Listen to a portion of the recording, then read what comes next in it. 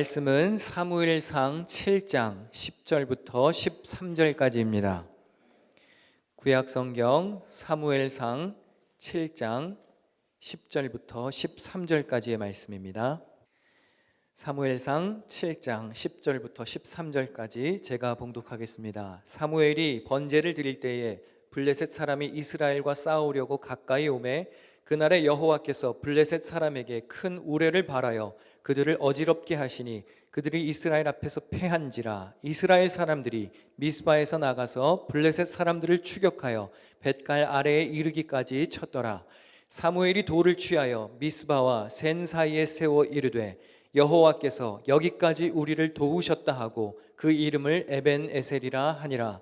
이에 블레셋 사람들이 굴복하여 다시는 이스라엘 지역 안에 들어오지 못하였으며 여호와의 손이 사무엘이 사는 날 동안에 블레셋 사람을 막으시매. 아멘. 할렐루야. 주일 예배에 오신 여러분에게 하나님의 은혜가 함께 계시기를 축원합니다. 옆에 있는 분들과 한번 인사할까요? 옆에 앉아주셔서 감사합니다 이렇게 한번 인사하겠습니다. 감사합니다. 감사합니다.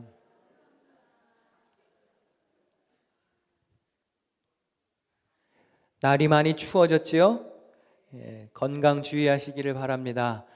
따뜻하게 입으시고 잘 챙겨 드시고 건강을 잘 챙기시기를 바랍니다.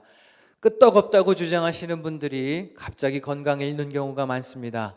세월에 장사 없으니까 여러분들 몸 관리를 잘 하시고 여러분들 건강을 잘 챙기실 수 있기를 바랍니다. 지난주 교회 청소를 하는 일에 동참해 주셔서 감사합니다. 열심히 땀 흘려 일해 주신 분들이 많이 계십니다. 모든 분들에게 진심으로 감사를 드립니다. 보셔서 아시겠지만 아직 꼼꼼하게 다 정리정돈이 되지는 않았습니다. 조금 어수선하기도 하고 어질러져 있는 것들도 있습니다.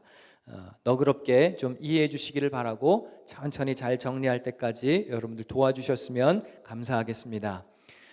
물건을 치우고 버리면서 좀 의견이 달랐을지도 모릅니다. 아까운 거 왜 버리냐, 어떻게 사다 놓은 건데 왜 버리냐, 서운한 분들도 계신 줄 압니다. 마음 상한 분이 계시다면 죄송합니다. 버린 분들은 제가 그냥 버리자고 해서 순종 없는 마음으로 버린 것이니까 혹시 원망하실 일이 있거든 저를 탓하시면 되겠습니다. 이때가 아니면 큰 변화를 줄 기회가 또 금방 생기지 않을 것을 알기에 그냥 하는 김에 과감하게 좀 정리를 해봤습니다. 그리고 그냥 좀 부탁을 드리고 싶은 것은 좀 바꾸게 해주세요. 다윗이 어떻게 사울 무장을 입고 싸울 수 있겠습니까? 저에게 맞는 물맷돌을 들 수 있을 때까지 여러분들이 너그럽게 놔주시면 좋겠습니다. 아마 방도 옮기고 물건도 치우면서 여러 가지로 지금 당장 불편한 것들이 있으실 겁니다. 제가 모든 열방교회 성도들을 다 만족시켜 드릴 수는 없습니다. 그러나 최대한 잘 조율할 테니까 불편하신 것이 있으면 알려주시면 좋겠습니다. 그리고 조금 번거로우시더라도 제가 자꾸 이렇게 변화를 주는 이유가 있습니다. 귀찮게 자꾸 여러분들 바꾸는 이유가 있습니다. 생각하는 큰 그림이 있으니까 좀 모든 퍼즐이 다 맞춰질 때까지는 그냥 조금씩 불편함을 감수해 주시기를 부탁드립니다. 인내하고 기다려 주시면 더 나은 환경을 만들도록 하겠습니다. 또 좋은 마음을 가지고 새로운 비품 헌납을 해주신 분들도 많이 계십니다. 기대하지 않았던 것들도 주신 분들도 계시고요. 그래서 진심으로 감사를 드립니다. 정성껏 잘 사용하겠습니다. 또 여러분들은 성도들의 귀한 헌신으로 구입한 물건들을 소중히 여기며 사용해 주시기를 바랍니다. 오랫동안 잘 쓸 수 있도록 관리해 주십시오. 그러나 또 시간이 지나면 낡고 고장 날 수 있을 겁니다. 그러면 또 그때 가서 다시 한번 바꿀 수 있으면 좋겠습니다.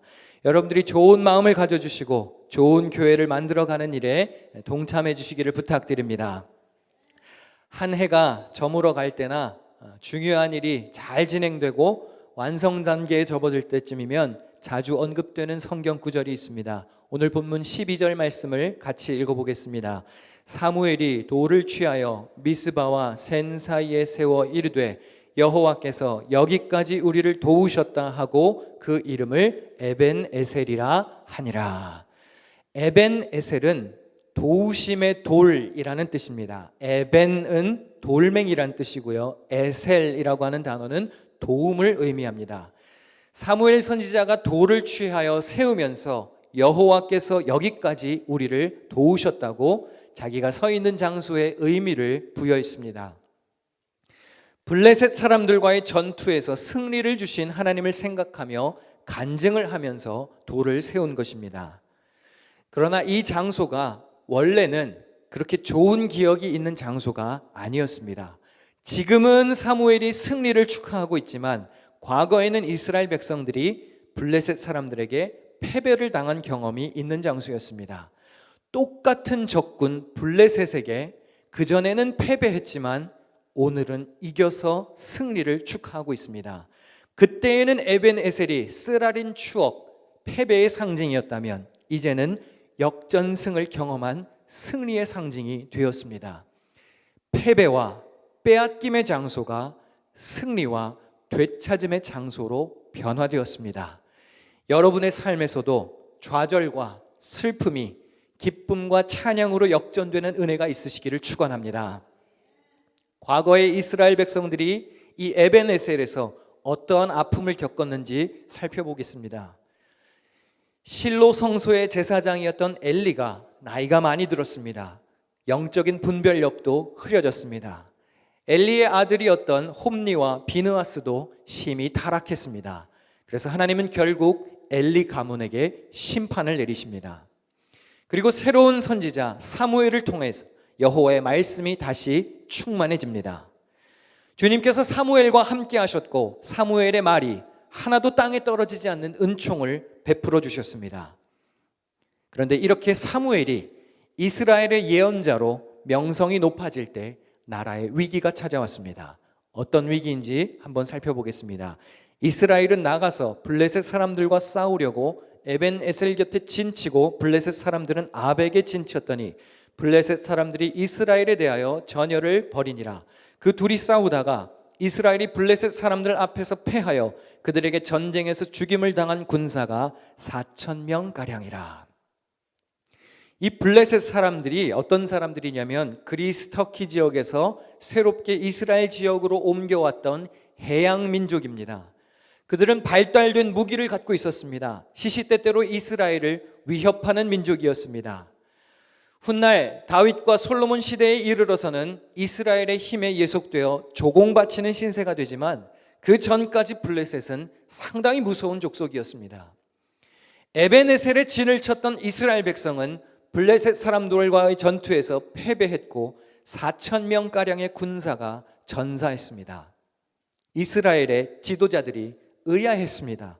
왜 우리가 패배했을까? 그들이 패배의 원인을 분석하고 이러한 대안을 내놓는데요. 사무엘상 4장 3절 말씀을 같이 읽어보겠습니다. 여호와의 언약궤를 실로에서 우리에게로 가져다가 우리 중에 있게 하여 그곳으로 우리를 우리의 원수들의 손에서 구원하게 하자. 대안이 뭐였습니까? 언약궤를 가지고 오면 되겠다는 대안이었습니다. 언약궤는 하나님의 임재를 상징합니다. 하나님과의 언약이 담긴 10계명의 두 돌판이 이 안에 기록되어 보관되어 있다고 해서 언약궤라고 불렀습니다. 법궤, 증거궤, 여호와의 궤 등 다른 이름으로 불리기도 합니다. 이스라엘은 하나님의 임재를 상징하는 언약궤가 없었기 때문에 전투에서 패했다고 생각했습니다. 그런데 사실 이들이 전투에서 졌던 이유는 언약궤 때문이 아니었습니다. 타락한 엘리 제사장의 가문 때문에 하나님께서 승리를 허락하지 않으셨던 겁니다. 그런데 이스라엘은 단순히 이 법궤라고 하는 물건을 전쟁터로 가져오기만 하면 무조건 이길 수 있다고 생각했습니다. 마치 법궤를 부적처럼 생각했습니다. 그리고 이것은 그리스도인들이 종종 저지르는 실수이기도 합니다. 가령 성경책을 차 안에다가 넣고 다니시는 분들이 계실 겁니다. 그냥 스페어 성경책으로 놓고 다니시는 건 괜찮은데 간혹 어떤 분들은 열방교회 성도들은 그런 분들이 안 계신 줄 믿지만 저기 어떤 교회 성도들은 성경책을 차 안에다 갖다 놓으면 차 사고가 안 날 줄 믿고 갖다 놓는 분들이 계십니다. 성경책을 머리에 베고 주무시는 분들도 계십니다. 성경책을 머리에 베고 자면 좋은 꿈을 꿀 거라고 믿어요. 그리고 밤에 자기가 안전할 거라고 생각합니다. 그렇습니까? 여러분, 이 성경책을요, 성경책이 귀한 겁니다. 그러나 더 중요한 건 이 성경책을 열어서 말씀을 읽고 내 마음에 하나님의 말씀을 새겨서 실제 하나님의 말씀대로 살아가는 것이 중요한 겁니다. 성경책을 차에 두어서 차 사고가 안 나는 게 아니고 내가 그리스도인답게 모범적으로 운전을 해야 사고가 안 나는 겁니다. 십자가 목걸이 마찬가지입니다. 성경 말씀이 적힌 액자, 예수님의 모습이 그려진 그림 등 이런 것을 내 몸이나 집이나 내 일터에 붙여놓으면 그 물건이 나를 지켜준다고 믿는 사람들이 있습니다. 물론 그럴 수도 있겠죠. 그러나 더 중요한 것은 내가 전심으로 하나님을 신뢰하고 믿음의 사람답게 사느냐가 중요한 것입니다. 우리는 십자가, 여기도 십자가가 예쁘게 잘 걸려 있습니다. 어떤 집사님이 만드신 거라고 그래요. 참 잘 만드셨습니다. 그런데 우리가 십자가를 예배하는 사람들은 아닙니다. 십자가를 믿는 사람들이 아니에요.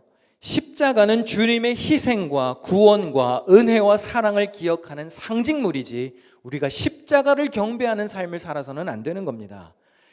우리는 예수 그리스도를 구주로 믿는 그리스도인입니다. 물건을 숭배하고 예배하는 오류를 범해서는 안 되는 거예요. 우리는 글자나 그림을 숭배하는 것이 아닙니다.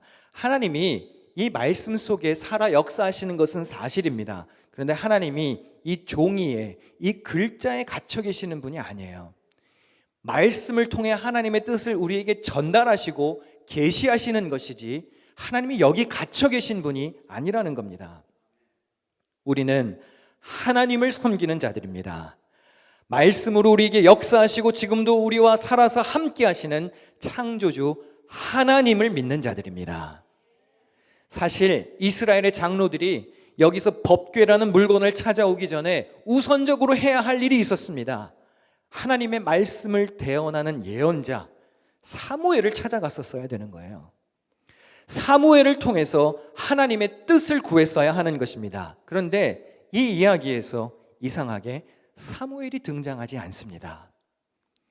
사무엘 상인데 사무엘이 등장하지 않습니다. 전투에서 패배했다면 자신들이 무엇을 잘못했는지 돌이켜보고 하나님 앞에서 회개하며 도움을 구했어야 합니다. 그런데 이들은 물건 하나만 갖다 놓으면 모든 것이 만사형통으로 해결될 것이라는 미신적인 신앙을 가지고 있었습니다. 어쨌든 이들이 여호와의 법궤를 가지고 와서 전투를 치렀습니다. 이겼을까요? 졌을까요? 결과를 한번 보겠습니다. 블레셋 사람들이 쳤더니 이스라엘이 패하여 각기 장막으로 도망하였고 살육이 심히 커서 이스라엘 보병에 엎드려진 자가 3만 명이었으며 하나님의 궤는 빼앗겼고 엘리의 두 아들 홈니와 비느하스는 죽임을 당하였더라. 이게 어떻게 된 일이죠? 법궤 가지고 가서 싸우면 이길 줄 알았습니다. 그런데 더 큰 패배를 경험합니다. 첫 번째 전투에서는 4천 명이 죽었는데 이번에는 3만 명이 전사했습니다. 승리를 가져다 줄 줄로 믿었던 법궤는 오히려 블레셋에게 빼앗겼습니다. 엘리의 아들들도 전투 중에 죽고 맙니다. 왜 이렇게 된 것이죠? 하나님이 분명히 함께 하실 줄로 믿었습니다. 일이 잘 될 것 같았습니다. 그러나 오히려 더 큰 낭패를 경험했습니다. 혹시 이 법궤의 이야기가 여러분의 경험담은 아니신지요? 하나님의 뜻이라고 믿었고 하나님의 뜻이라고 믿고 추진했고 하나님이 함께 하신다고 믿고 일을 벌였는데 잘 되지 않았던 경험. 그런데 사실 돌이켜보면 모든 시나리오는 다 내 뜻대로 했던 것은 아니었습니까?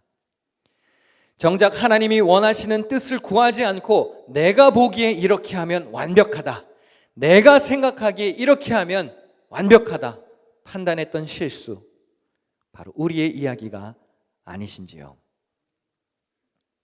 에벤네셀은 그렇게 쓰라린 추억이 있는 과거가 되었습니다.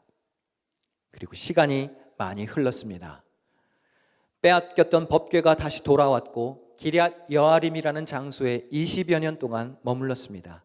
그리고 한동안 등장하지 않았던 사무엘의 이름이 다시 나타났습니다. 사무엘상 7장 2절과 3절입니다. 이스라엘 온 족속이 여호와를 사모하니라.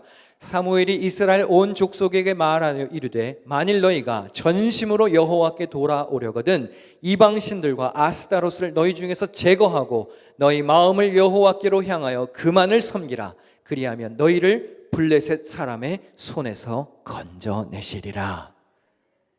이게 답이죠. 이렇게 했었어야죠. 진작 사무엘이 진두지휘를 했었더라면 금방 해결책을 찾을 수 있었을 겁니다. 사무엘은 하나님의 구원을 경험할 수 있는 방법을 정확하게 알고 있었습니다.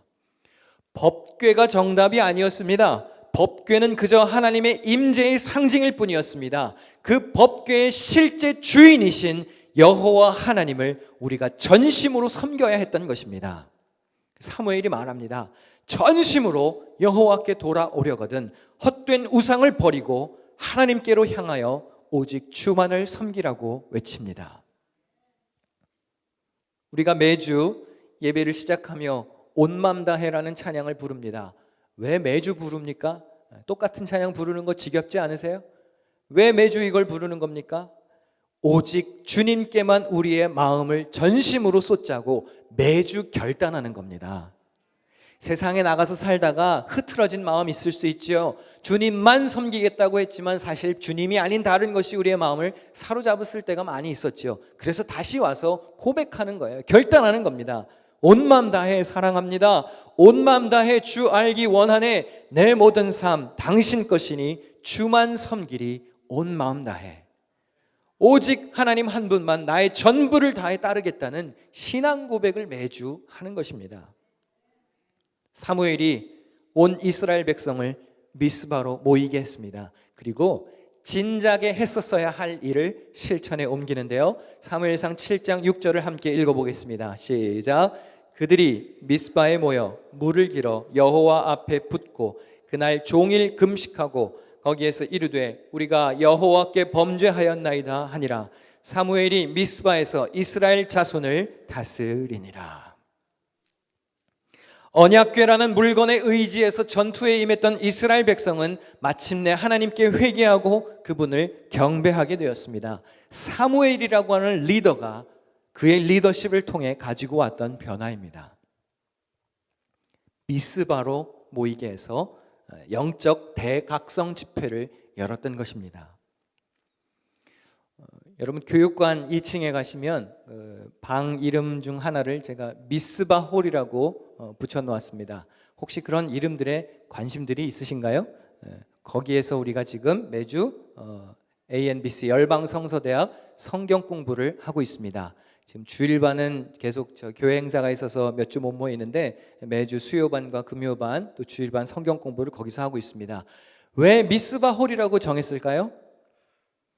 미스바에서 이스라엘 백성들이 하나님 앞에 겸허히 무릎 꿇고 여호와께 범죄하였나이다 회개 운동을 했던 것처럼 우리가 하나님의 말씀을 배우며 하나님의 말씀을 가까이 하며 그 안에서 우리가 겸허하게 하나님의 뜻을 받아들이자는 의미에서 성경 공부하는 방을 그렇게 정한 겁니다. 참 좋은 의미 아닙니까? 그러니까 다음에 수업하러 오실 때는 미스바홀 이러면서 들어오면 좋겠죠. 물을 부었습니다. 물을 붓는 행위는 모든 필요의 공급자가 하나님이라는 것을 고백하는 행위입니다. 금식을 했습니다. 금식은 생명의 주관자가 하나님이라고 고백하는 거예요. 여러분 신앙생활 하시다가 금식하시는 경우 있으시죠? 금식 해보셨습니까? 금식 왜 하나요? 금식 왜 하는 거예요? 대부분 우리들은 단식 투쟁을 하기 위해서 금식을 할 때가 많이 있습니다. 하나님께 기도를 합니다. 들어주시지 않아요. 그러면 밥을 굶기 시작합니다. 3일을 작정합니다. 3일이 지나도 응답이 없으면 열흘을 작정합니다. 열흘을 작정했는데 응답이 없으면 40일을 작정합니다. 그런데 여러분 생각해 보십시오. 금식이 잘못되었다는 얘기가 아니라 금식을 하는 이유에 대해서 한번 생각해 보시자는 얘기예요. 하나님이 위에서 들으실 때는 조금 웃기지 않을까요? 금식 기도를 하는데 하나님이 처음부터 그거 가지고 기도할 필요가 없는데 이런 생각을 가지고 계셨으면 우리가 금식하는 게 무슨 유익이 있을까요? 금식은 위기가 닥쳤을 때 정말 간절히 회개하는 마음으로 하나님을 찾는 행위예요. 이걸 가지고 투쟁을 하고 하나님께 협박을 하는 게 아니고요. 금식은 모든 생명의 주관자가 하나님이라고 고백하는 겁니다. 위기 때 우리를 낮추는 거예요. 밥을 굶는다는 얘기는 우리의 생명을 걸겠다는 얘기잖아요. 모든 생명의 주관자가 하나님이시라고 고백하는 행위입니다. 사무엘이 그렇게 이스라엘 백성들의 신앙을 바로 세웠습니다. 그런데 이때 또 다시 위기가 찾아옵니다. 사무엘상 7장 7절을 함께 읽겠습니다. 이스라엘 자손이 미스바에 모였다 함을 블레셋 사람들이 듣고 그들의 방백들이 이스라엘을 치러 올라온지라 이스라엘 자손들이 듣고 블레셋 사람들을 두려워하여. 똑같은 적군들이 또 공격하러 왔습니다. 이스라엘 백성들이 두려웠겠죠. 과거의 쓰라린 추억이 떠올랐을 것입니다. 그러나 이번에는 그들이 어떻게 의지해야 할지를 분명히 알고 있었습니다. 8절 말씀입니다. 이스라엘 자손이 사무엘에게 이르되 당신은 우리를 위하여 우리 하나님 여호와께 쉬지 말고 부르짖어 우리를 블레셋 사람들의 손에서 구원하시게 하소서 하니. 하나님을 찾습니다. 물건을 찾는 게 아니라 하나님께 부르짖어 구원을 요청했습니다. 처음부터 이랬었더라면 얼마나 좋았겠습니까? 벌써 분위기 자체가 일이 잘 될 것 같나요? 안 될 것 같나요? 벌써 좋은 결과가 있을 것이라는 예감이 듭니다. 여러분, 우리가 하나님 앞에서 바르게 행동하면 하나님이 역사하십니다. 사무엘은 하나님이 응답하실 수밖에 없도록 일을 해요. 우리가 하나님의 말씀에 근거해서 똑바로 바른 길을 차근차근 밟아가면 하나님이 당연히 도와주십니다. 문제는 우리가 제대로 살지 않는 것이 문제인 것이지요. 이제 블레셋 사람들이 이스라엘을 공격하려고 왔습니다. 그런데 이번에는 어떤 일이 벌어지는지 아십니까? 사무엘상 7장 10절입니다. 여호와께서 블레셋 사람에게 큰 우레를 발하여 그들을 어지럽게 하시니 그들이 이스라엘 앞에서 패한지라. 신앙을 바르게 세우고 났더니 이제 누가 일해 주시는 겁니까? 믿음을 보인 성도들을 위해서는 하나님이 대신 나서서 일해 주시는 겁니다. 백성들이 싸우지 않았습니다. 백성들이 한 일이 아니었습니다. 사무엘이 백성들을 잘 지도하고 그들의 믿음을 올바르게 일으켰더니 이번 전쟁에서는 하나님이 승리하도록 도와주셨습니다.